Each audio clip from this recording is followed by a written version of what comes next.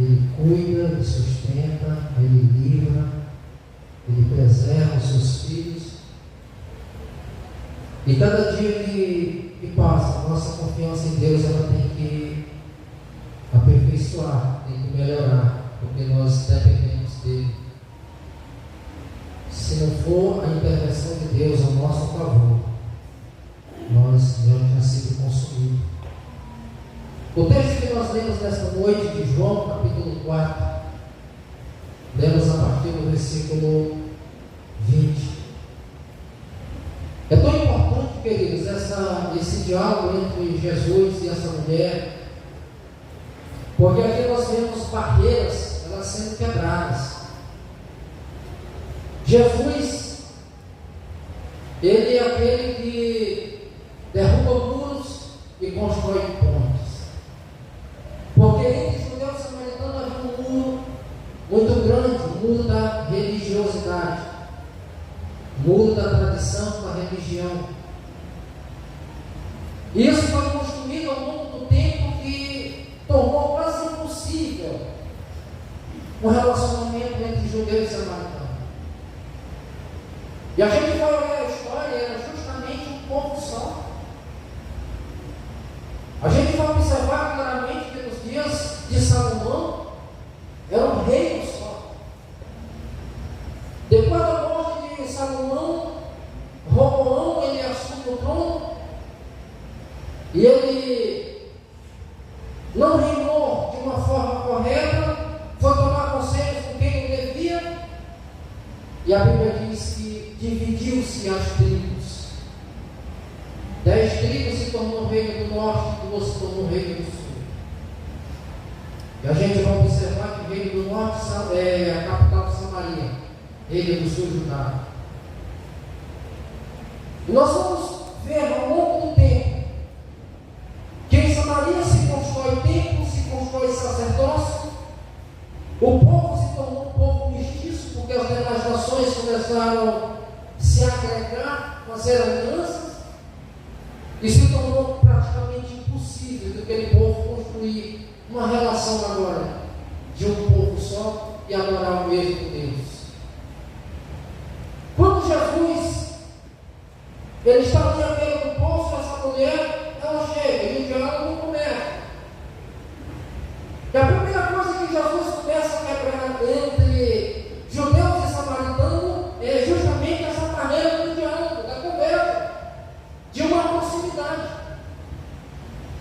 E a mulher já vai expor claramente a condição, ela diz: não sabe tu que os judeus não falam com os samaritanos? É como se a mulher estivesse dizendo: tu não sabe que é uma barreira muito grande entre nós, que nós não podemos manter nenhum tipo de conversa, nem construir nenhum tipo de relação, principalmente quando se fala desse povo. Mas Jesus ele começa no seu diálogo despertar a curiosidade daquela mulher. Eu acho impressionante, Jesus ele tem uma facilidade de conversar, de desenvolver um diálogo, que ele chega para a mulher e diz assim: ai, que bebê. E aí ela já começa a expor a condição. Só que quando ela fala da condição e do distanciamento que havia entre eles, Jesus disse: mulher, se tu conhecesse o dom de Deus, tu pediria a quem te pede de beber e ele te daria água viva. Ele desperta a curiosidade dela. E aquela mulher desperta assim, Jesus desperta a curiosidade dela e diz: Senhor, cuida dessa água, para que eu não venha mais a este poço. Porque a hora que aquela mulher ia àquele poço era uma hora que praticamente ninguém ia. E é justamente esse horário que era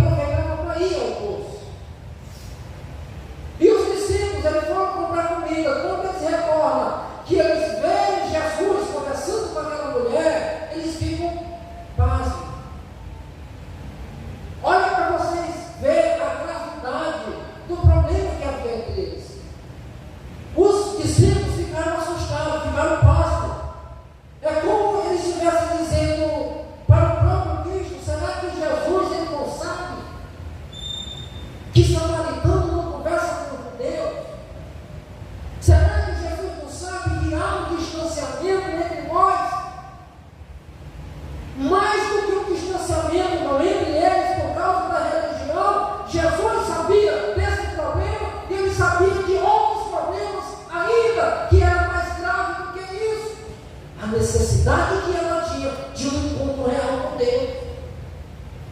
Porque Jesus, irmãos, ele não estava preocupado com a questão religiosa, mas com o bem-estar das pessoas. Jesus estava preocupado com aquilo que era interior. Então, quando ele começa a conversar com essa mulher, e os discípulos expõem isso, a mulher começa a relatar e mostrar tantas coisas, e uma das coisas que ela mostra para Jesus aqui é: os nossos pais adoram nesse monte, mas vocês, os judeus, dizem que é em Jerusalém que se deve adorar, que se deve buscar o Senhor. Aquela mulher está mostrando, irmãos, a condição que eles tinham, aonde eles deveriam buscar o Senhor. Os nossos pais, eles buscam nesse monte. Só que no conceito religioso do judeu está errado.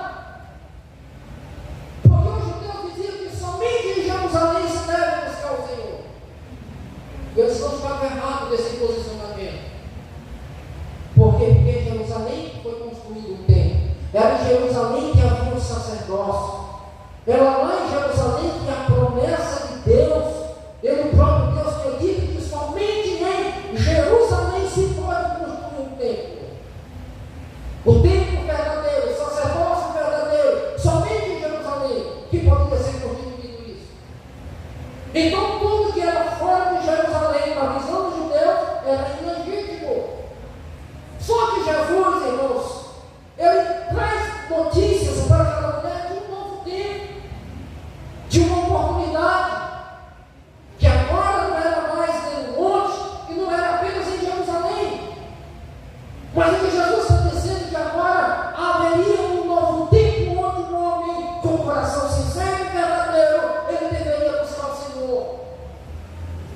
Ou seja, Jesus está desmistificando toda aquela visão templária que se tinha daqueles dias, onde o templo ele era o que levava as pessoas ao templo. Agora Jesus está dizendo: não, não é isso, porque um novo templo está prestes a ser inaugurado. Um novo templo está diante de vocês agora, que não é no monte, não é em Jerusalém que se deve buscar o Senhor. E uma mulher fala algo interessante, disse Jesus à mulher: crê que a hora vem em que nem neste monte e nem em Jerusalém adorareis o Pai. E Jesus ele fala algo interessante, diz assim: vós adorareis o que não sabeis.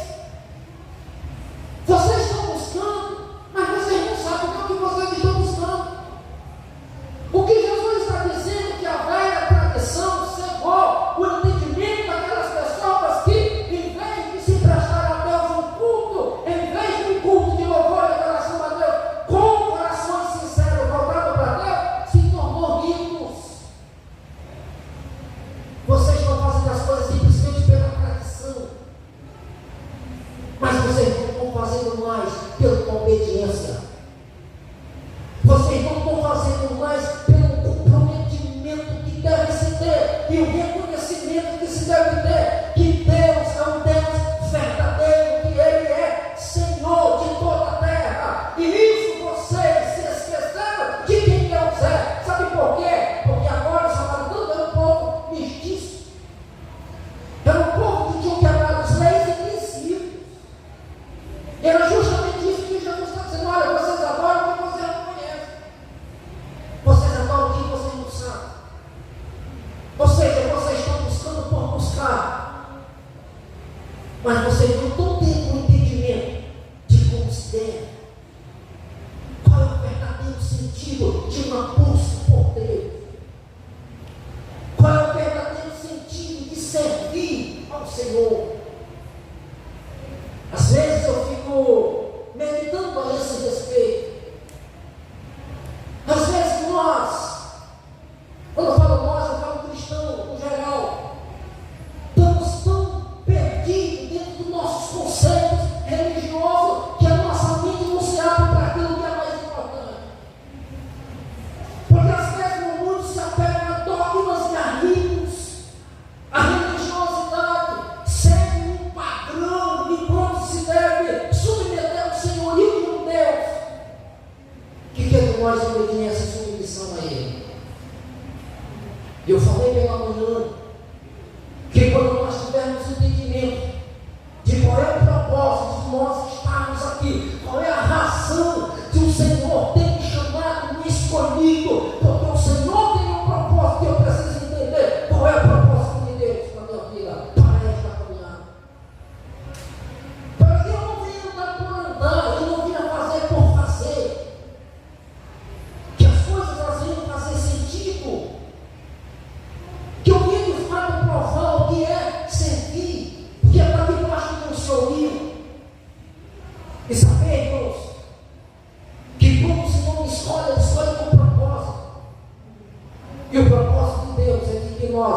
cada dia nos aproximamos dele, e que nossa mente ela seja mudada. É por isso que Paulo diz em 1 e 2 Coríntios, capítulo 5, verso 17: quem está em Cristo é nova criatura. As coisas velhas já passaram e eis que tudo se fez. Paulo está dizendo o seguinte: quando Cristo ele faz parte da nossa vida, a nossa mentalidade ela é mudada. Nós mudamos a nossa mentalidade. Nós estamos dispostos a servir a Deus por uma causa, por um propósito, pelo que Ele é, pelo que Ele representa. Então, quando nós temos esse entendimento, eu vou olhar para dentro de mim mesmo, eu vou saber qual é a minha importância como cristão.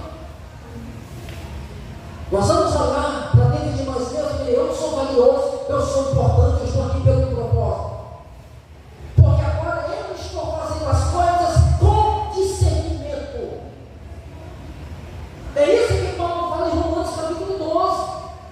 Nos demais irmãos, rogo pelas misericórdias do Senhor, que apresenteis os vossos corpos em sacrifício vivo, santo e agradável ao Senhor, que é o vosso culto racional.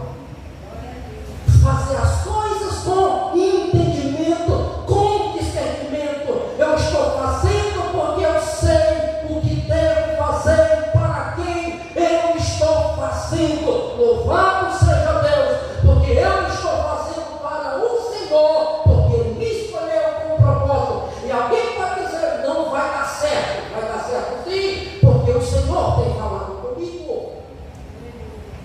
Você está inserido no propósito. E quando Paulo diz isso para os irmãos de Roma, é justamente trazendo eles a realidade do Evangelho. Olha, vocês têm que viver e servir a Deus com propósito. E o que vocês têm que fazer para Deus, o que vocês estão fazendo para o Senhor, tem que ser agradável. Ou seja, que o Senhor se agrade daquilo que você está oferecendo. Que o Senhor se agrade daquilo que nós estamos oferecendo a Ele.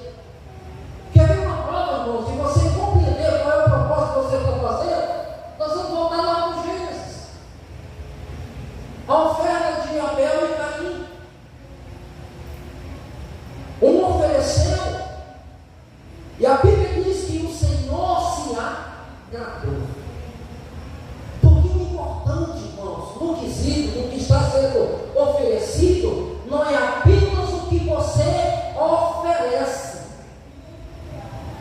A importância não está apenas na oferta. A oferta tem valor, mas o ofertante tem muito mais. O ofertante na oferta tem que estar no mesmo padrão e na mesma condição. Porque se eu estiver na mesma condição da minha oferta, o Senhor vai reprovar. E alguns teólogos dizem assim: o Senhor rejeitou a oferta de Caim, porque era fruto da terra. Isso é conversa. Na própria Bíblia, ela vai dizer que o Senhor rejeitou a oferta de Caim, porque o seu coração era mau. Ou seja, era um sujeito iracundo que nunca fazia nada com gosto, sempre reclamava do que estava oferecendo, e a Bíblia diz que ele sempre oferecia as coisas fora do tempo. Além de reclamar, da fazer as coisas fora da ordem. 1 João capítulo 3, verso 12 diz: e o Senhor não seja como Caim. O Senhor rejeitou a sua oferta porque as suas obras não eram. Então, irmãos, por menor que seja a sua oferta, ela tem que ser agradável ao Senhor. Não é pela quantidade, é a qualidade. É o coração voltado para Ele, gratidão. O Senhor diz para aquela mulher: olha, vocês estão adorando o que vocês não conhecem. Nós, porém, adoramos o que nós conhecemos. Por quê? Porque a salvação ela vem dos judeus. A salvação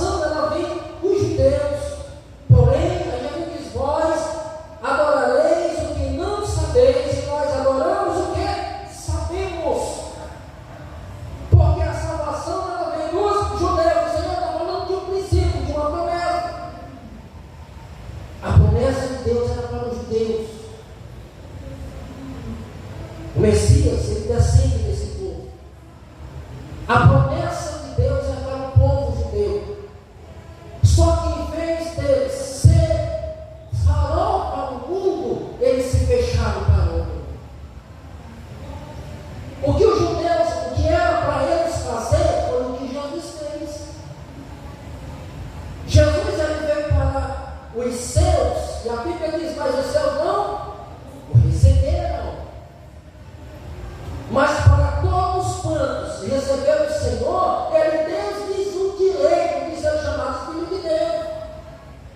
Só que aqueles que eram um povo da promessa, em vez de receber a promessa de Deus e levar essa promessa para os demais, eles se fecharam e eles excluíram o povo.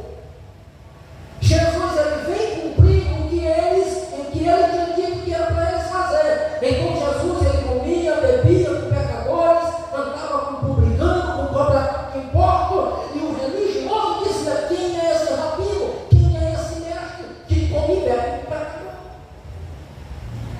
Olha só a diferença. Só que a briga de Jesus com eles é porque eles permitiram que a religiosidade cegasse o entendimento deles. Ou seja, eles andavam bonitos por fora, mas por dentro estavam vazios de Deus. A salvação veio dos judeus.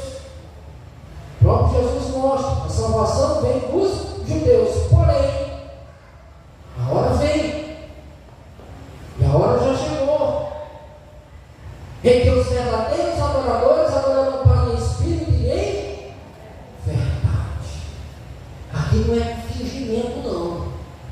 Aqui não é algo, como se diz, não é algo espontâneo no momento, mas é uma vida de integridade, de comunhão, de liberdade com Deus. Porque quem vai conduzir esse cristão a uma adoração perfeita é o Espírito Santo. E o Espírito Santo não é mentira, é verdade. Não é um fingimento. É por isso que é espírito e é verdade. O que eu estou fazendo para o Senhor é com sinceridade. Essa relação que foi construída entre esses servos e esse Senhor é verdadeira, em espírito e em verdade. E é tão claro que essa é a classe de adorador do Senhor. João diz assim: são estes que o Pai procura, para que assim o adorem. Coração sinceros, coração verdadeiros, mentes que são voltadas para o Senhor, pessoas que têm entendimento do que é servir, sabendo que ele está inserido em um propósito, sem propósito de servir ao Senhor. E isso é importante, irmãos, porque quando nós temos esse entendimento, nós vamos entender o valor do preço que foi pago lá na cruz por nós. Eu sempre tenho dito, irmãos, que às vezes nós não temos a dimensão do valor que nós temos para Deus. Maralina, ela tem um hino que ela diz que nós fomos comprados com sangue e foi pago um alto preço. E esse louvor fala que, ela fala assim: eu sou a semente do sangue. Ou seja, se nós fomos comprados com o sangue de Cristo e foi pago um alto preço, nós temos valor. Nós temos valor para o Senhor. Então, às vezes, nós precisamos entender que nós temos valor para o Senhor e nós temos que também compreender o poder e uma autoridade que o próprio Senhor otorgou a essa igreja. É mais um motivo para nós continuarmos caminhando nessa caminhada, desenvolver essa caminhada com Cristo, sabendo qual é o nosso valor e a nossa importância que temos. E isso, irmãos, nos habilita. Eu vou saber que o propósito de Deus na minha vida ele é grandioso. Porque agora eu estou agindo com entendimento, com discernimento. E quando eu faço isso, o versículo 2 de Romanos capítulo 12 traz para nós uma realidade bem diferente. A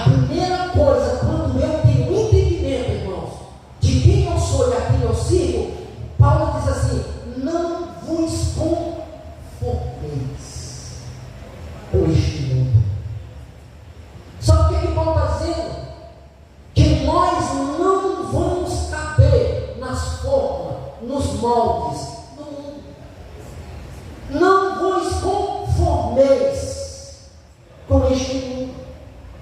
Vocês agora não cabem nessas formas do mundo. Mas o que é que ele diz? Transformai-vos pela renovação do vosso entendimento. Olha só, irmãos, não caber nas formas desse mundo, mas transformar pela renovação do nosso entendimento. Porque eu tenho uma mente renovada, porque eu tenho uma mente mudada. A minha forma de pensar e a minha forma de agir é diferente. Eu não penso como o mundo pensa e não vou agir como o mundo age. Paulo diz que nós andamos na contramão do mundo. É como se a correnteza estivesse descendo de rio abaixo e nós vamos vir remando de lá para cá. E olha que remar contra a maré é difícil, é cansativo. Mas só que Paulo está dizendo que quando nós transformamos pela renovação da nossa mente, nós vamos experimentar coisas grandiosas. Para que podeis experimentar o quê? A boa, agradável e perfeita vontade do Senhor. Já pensou, irmãos? Nós chegamos a uma condição de entendimento que eu vou experimentar a boa, agradável e perfeita vontade de Deus. Porque a palavra de Deus diz que a vontade de Deus ela é boa, perfeita e agradável. Quando nós temos esse entendimento e eu alcanço isso, irmãos, eu vou me tornar um cristão maduro, um cristão que pode viver na paz e mostrar seguro em Cristo. Pode vir lutas e provações, mas eu sei que meu Redentor vive. Nós vamos dizer, como disse Paulo, eu sei em quem tenho crido. Vamos dizer, como disse Jó, eu sei que o meu Redentor vive e por fim se levantará sobre a terra e mais uma vez eu verei o meu Senhor. Sabe por quê?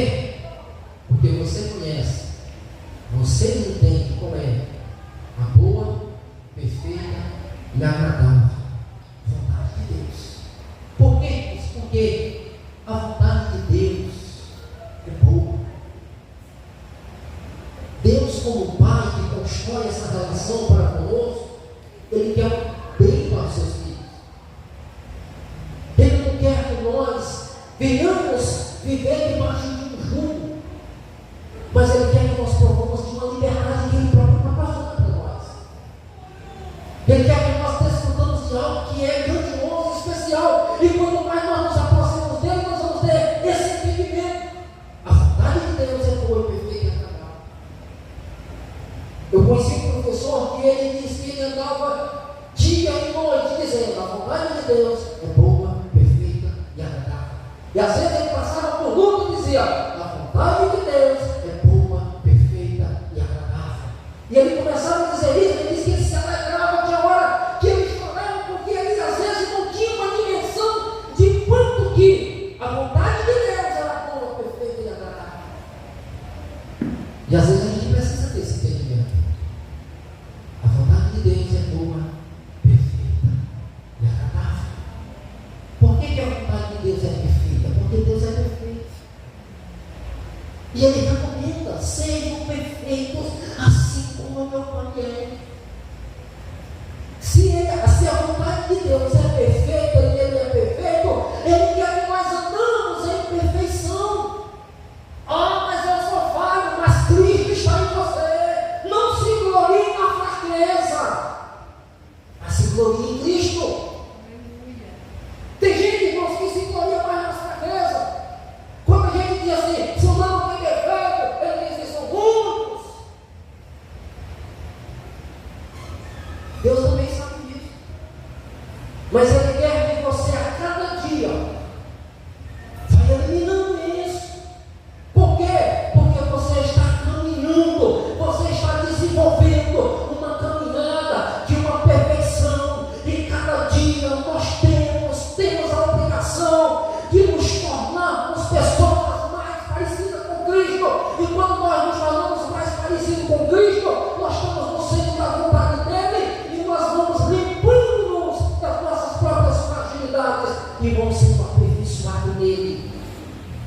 Isso que nos habilita, isso que nos habilita, porque eu vou errar, mas o meu foco principal não é o erro, é acertar. Embora que às vezes eu erro tentando acertar, mas quando eu erro, eu digo, Senhor, eu errei. Mas a minha intenção, o Senhor sabe, era acertar. E por isso eu vou me levantar e vou prosseguir a caminhar. Eu não vou parar na queda e não vou parar no defeito. Eu vou prosseguir, porque eu sei que eu estou trilhando um caminho que me leva à perfeição. É por isso que João diz que nós não vamos chegar à estatura de varão perfeito na glória. Enquanto isso, Deus, o próprio Espírito Santo, está trabalhando em nós, nos aperfeiçoando. E a Bíblia diz que Ele está a cada dia trabalhando em nós e nos habilitando a varonilidade, para nos tornarmos varões perfeitos. Jesus, irmãos, Ele constrói ponte e não muros. Eu acho tão lindo essa passagem, que quando Jesus mostra que os verdadeiros adoradores adoram o Pai em espírito e verdade, são esses que o Pai procura. E ele fala algo interessante aqui: Deus é espírito, importa que os que o adoram em espírito e verdade. E a mulher disse: eu sei que o Messias, ele vai vir, o que se chama Cristo. E Jesus disse: mulher, sou eu que falo contigo. Parece que naquele momento todas as escamas dos olhos daquela mulher caíram. Parece que toda aquela nuvem da religiosidade lança-se por terra e ela começa a ter uma visão clara de Deus. A tal ponto que a Bíblia diz assim: e ela, deixando o seu cântaro, entrou na cidade e convidando os homens que ali haviam, dizendo: ei, aquele que essa escritura fala a respeito dele, eu tenho visto, ele falou tudo a meu respeito. Olha só, ele conhece tudo a meu respeito. E a Bíblia diz que Samaria inteira saiu e veio ao encontro de Jesus e levou Jesus para dentro de Samaria. E é tão interessante que quando os discípulos eles observam essa ação de Jesus, eles começam a indagar e dizer assim, quando Jesus diz assim: mestre, o Senhor não vai comer? Ele diz: olha, a minha comida e a minha bebida é fazer a vontade do meu Pai. E senão alguém deu comida para ele. Alguém deu comida para ele. Não, que Jesus está dizendo: olha, eu vim para executar uma obra, e essa obra ela está em andamento e ela não pode parar. A minha comida e a minha bebida é fazer a vontade do meu Pai. E nos últimos versículos que lemos diz assim: olha para o campo, vocês dizem que falta 4 meses para a colheita, mas eu já estou vendo que os campos estão brancos. Porque Jesus está dizendo: enquanto eu estou parando para comer e para beber, o tempo está passando, a colheita está se aproximando. É tempo de fazer uma grande colheita para o Senhor, porque os campos já estão brancos. Jesus está falando, irmão, de uma abrangência, estava falando de uma colheita grandiosa que ia ter naqueles dias, que almas que ia se render aos pés do Senhor. E a Bíblia diz que Samaria se rendeu ao Senhor naquele dia, porque eles viram o profeta do Senhor. E isso, irmãos, se começa derrubando muros e construindo pontes. O que o Senhor traz para mim e para você essa noite é que nós sejamos construtores de pontes e não de muros. Que a nossa visão de Cristo e de reino é de construir pontes, é de transportar, é de atravessar alguém, é de nos aproximar de alguém, não construir muro para separar, mas derrubando os muros e construindo as pontes, para que nós possamos alcançar aquilo que o Senhor tem estabelecido para nós, como igreja do Senhor, A visão da igreja de Cristo é essa: construir pontes. Nós ouvimos nessa noite os cuidados de Deus para conosco. E nós não devemos fugir disso, irmãos. Porque o Senhor chamou você, chamou eu, com um propósito. E qual é o propósito? É de ganharmos pessoas. É de levar o Evangelho. É de que vidas sejam transformadas e conheçam o Senhor. A mulher podia muito bem alegar muitas coisas. Jesus também poderia apresentar muitas coisas. Mas o foco principal dele é: vou derrubar esse muro da religião e vou construir uma ponte que se chama graça, que aproximam as pessoas de Deus. Eles não vão mais para o monte, eles não vão ter um lugar que é só em Jerusalém. Agora cada um deles se tornará um templo do Espírito Santo. Eles vão dobrar os joelhos em Samaria, eles vão dobrar os joelhos em Jerusalém, eles podem estar lá no Monte Gerizim, eles podem estar lá no Muro das Lamentações, mas uma coisa é: se o coração deles estiver voltado para Deus, Deus vai se fazer presente. Porque a Bíblia diz, irmãos, que o Senhor não resiste em coração contrito e apertado. Eita, isso é maravilhoso. Quando nós abrimos o nosso coração para Deus e permitimos que o Espírito Santo ele entra no nosso coração, vai haver apertado.